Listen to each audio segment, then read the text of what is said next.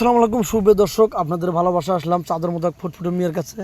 আমরা শুনবো তার জীবন জ্ঞান। আসসালামু আলাইকুম। ওয়ালাইকুম আসসালাম ভাইয়া। আপু, তোমার নামটা জানো কি? আমার নাম হচ্ছে দীপা। তোমার দেশের বাড়ি কোথায়, হোম ডিস্ট্রিক্ট? রংপুর লালমনিরহাট। তোমার ফ্যামিলিতে কে কে আছে? আমার ফ্যামিলিতে আমার বাবা নাই, আমার ছোট একটা ভাই আর আমার মা আছে। বড় আপুর বিয়ে হয়ে গেছে। আচ্ছা আচ্ছা, বড় অপর বিয়ে হয়েছে। সে কি সুখে আছে, শান্তিতে আছে মোটামুটি? আছে আলহামদুলিল্লাহ। আচ্ছা, তোমার আম্মু কি করে? আমার আম্মু এখন একটু অসুস্থ, বাসায় আছে আর কি, বাড়িতেই আছে। তুমি কি করছো? আমি টেইলর্সের কাজ শিখতেছি। তুমি টেলার্সের কাজ শিখতেছো না? তো যাই হোক, আমাদের ভিডিওর সামনে কি জন্য আসছো? কোনো হেল্পের জন্য না বিয়ে শাদীর জন্য? বিয়ে শাদীর জন্য আসছি, যদি কোনো ভালো একটা মানুষ পাই তাহলে বিয়ে শাদী করবো আর কি। আচ্ছা, ভালো একটা মানুষ, এটা তুমি কিভাবে বুঝতে পারবা? এখন একটা মানুষের সাথে কথা বললে তো বোঝা যায়, তাই না, সে ভালো না মন্দ।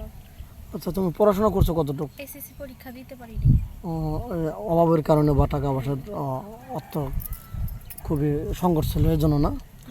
তো যাই হোক, তুমি কী ধরনের স্বামী চাচ্ছ? তোমার বয়সটা কত? আমার বয়স হচ্ছে 22। তাহলে কত বছর হলে তোমার সাথে মিস হতে হবে তোমার চিন্তাধারা? আমার বয়সটা কোনো ব্যাপার না, হচ্ছে আমি একটা ভালো মনের মানুষ চাই, যে যার সাথে আমি যার হাত ধরবো তার সাথে যেন সেই হাত যেন মরার আগ পর্যন্ত না ছাড়ে, এই আর কি। আচ্ছা, তোমার বয়সটা বললে বয়স, তার বয়স যদি 30-35 হয়তো 40 হয়ে গেছে, তাতে কি তোমার আপত্তি আছে? না।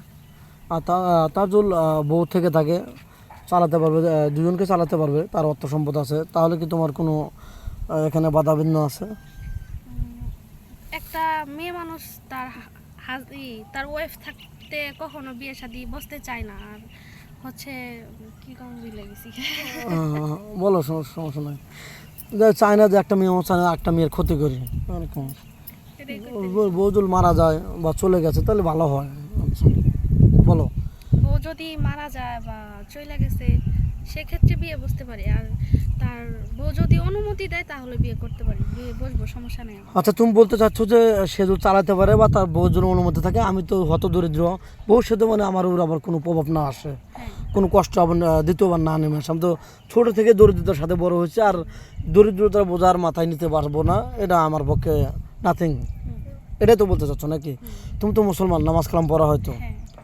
আচ্ছা, যাই হোক, কোনো যে ভিডিওটা পাবলিক হচ্ছে, দেশ বিদেশ থেকে দেখছে, কোনো প্রবাসী ভাই যদি তোমাকে বিয়ে করে ওই যে তার সাথে নিয়ে যেতে চায়, তো তুমি কি যেতে রাজি আছে? মাকে যেতে পারবা এরকম?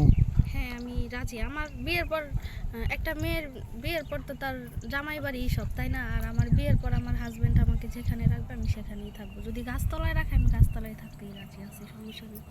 আচ্ছা, তোমার যৌথ ফ্যামিলি ভালো লাগে না সিঙ্গেল ফ্যামিলি ভালো লাগে? যৌথ ফ্যামিলি ভালো লাগে, এখন কি পাবো সেটা তো আর জানি না আমি।